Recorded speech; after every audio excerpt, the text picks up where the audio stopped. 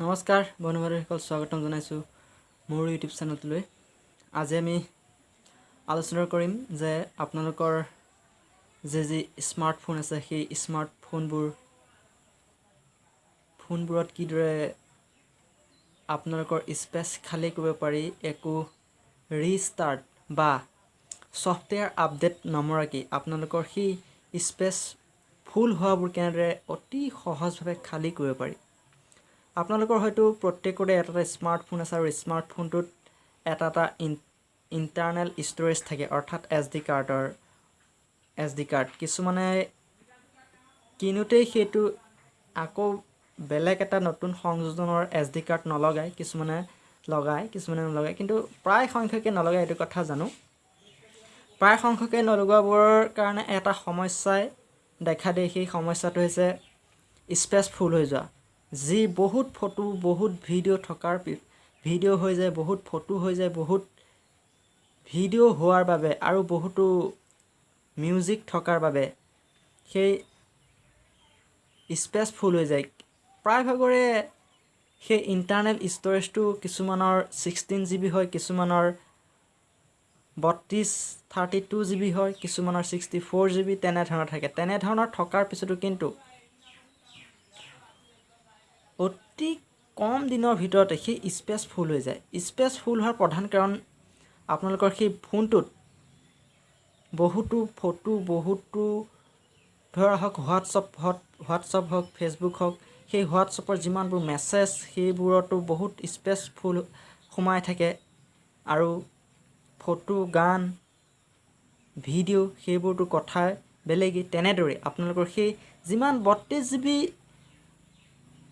বা 16 GB ষ্ট'ৰেজৰ internal হ'লেতো কথাই নাই, মাত্ৰ এমাহমানৰ পিছতেই সেই ষ্ট'ৰেজ ফুল হোৱা দেখা যায়, অৰ্থাৎ স্পেচ ফুল তেনেকুৱা এটা অপশ্যন আহি থকা প্ৰায়ভাগৰে দেখা পোৱা যায়। গতিকে সেই স্পেচ ফুল কিদৰে অতি কোনো এপছ ডিলেট নকৰাকৈ, কোনো একো ডিলেট নকৰাকৈ বা ছফ্টৱেৰ আপডেট নমৰাকৈ আপোনালোকক মই সেই স্পেচ খালী কৰাৰ এটা নতুন পদ্ধতি আপোনালোকলৈ আগবঢ়াইছোঁ। গতিকে বলক ভিডিঅ'টো পলম নকৰি আৰম্ভ কৰোঁ।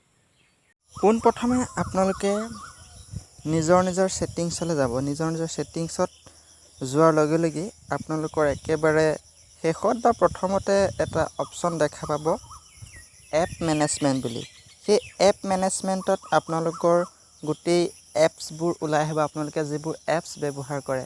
আৰু ইয়াতেই আপোনালোকে সেই যিটো সমস্যা অৰ্থাৎ স্পেচ ফুল, সেই স্পেচ ফুলৰ সেই সমস্যাটো সমাধান কৰিব পাৰিব।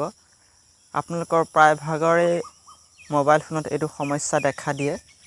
সেই স্পেচ ফুলৰ সমস্যাটো সমাধান কৰাৰ বাবে আপোনালোকে ইয়াত যিবোৰ এপছ আছে সেইবোৰ এপছত আপোনালোকে ক্লিক কৰি দিয়াৰ লগে লগে, ক্লিক কৰাৰ পিছত ইয়াত আপোনালোকে কেইটামান এপছটোত ক্লিক কৰাৰ লগে লগে আপোনালোকে ইয়াত কেইটামান অপশ্যন দেখা পাব।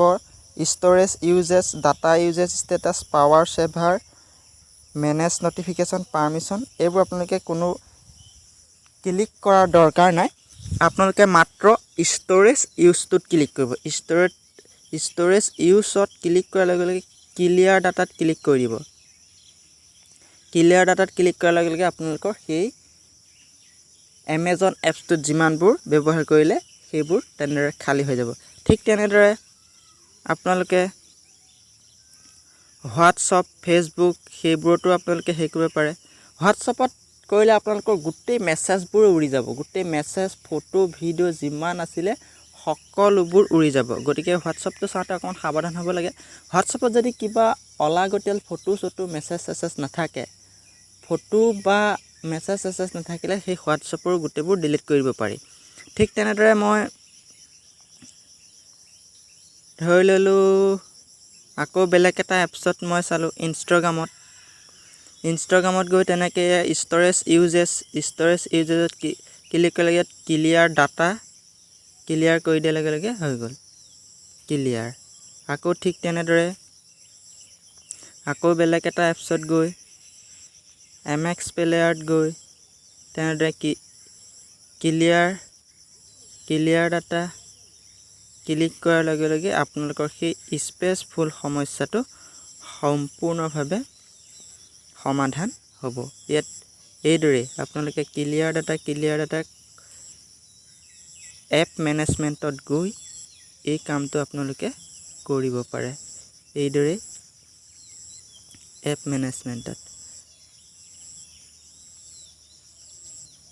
মেনেজমেণ্টত আপোনালোকে এইদৰে সেই সমস্যাটো সমাধান কৰিব পাৰে। বিশেষকৈ ছামছুং আৰু ৰিয়েলমি সেই মোবাইলবোৰত এই স্পেচফুলৰ সমস্যাটো প্ৰায় দেখা দিয়ে। গতিকে এই আপোনালোকৰ যি এপ মেনেজমেণ্ট আছে এপ মেনেজমেণ্টত গৈ আপোনালোকে এপটো ক্লিক কৰক আৰু ক্লিয়াৰ ডাটা ক্লিক কৰি গৈ থাকক আৰু আপোনালোকৰ চাব সম্পূৰ্ণৰূপে সেই স্পেচ খালী হৈ যোৱা দেখা পাব। গতিকে বন্ধু বান্ধৱীসকল আজিলৈ ভিডিঅ'টো আছিল ইমানেই। আপোনালোকে হয়তো বুজি পাইছে।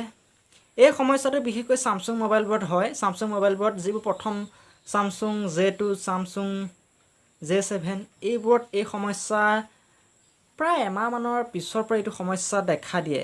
সেই স্পেচ খালী কৰিব পৰা আপোনালোকে এইটো পদ্ধতি অৱলম্বন কৰক। অতি সহজ পদ্ধতি আপোনালোকক মই বুজাই দিবলৈ চেষ্টা কৰিলোঁ মোবাইলৰ স্ক্ৰীণত। আৰু আপোনালোকে যদি কিবা বুজি নাপালে তেন্তে কমেণ্ট কৰিব, কিটো বুজি নাপায় মই আকৌ বুজাই দিবলৈ চেষ্টা কৰিম। গতিকে ভিডিঅ'টো আজিলৈ ইমানেই। যদি ভাল লাগে তেন্তে ভিডিঅ'টো লাইক কৰিব আৰু যিসকল নতুন বন্ধু বান্ধৱীয়ে মোৰ চেনেলটো চাই আছে তেন্তে চেনেলটো ছাবস্ক্ৰাইব কৰিবলৈ নাপাহৰিব। তেন্তে আজিলৈ এৰিলোঁ, ধন্যবাদ।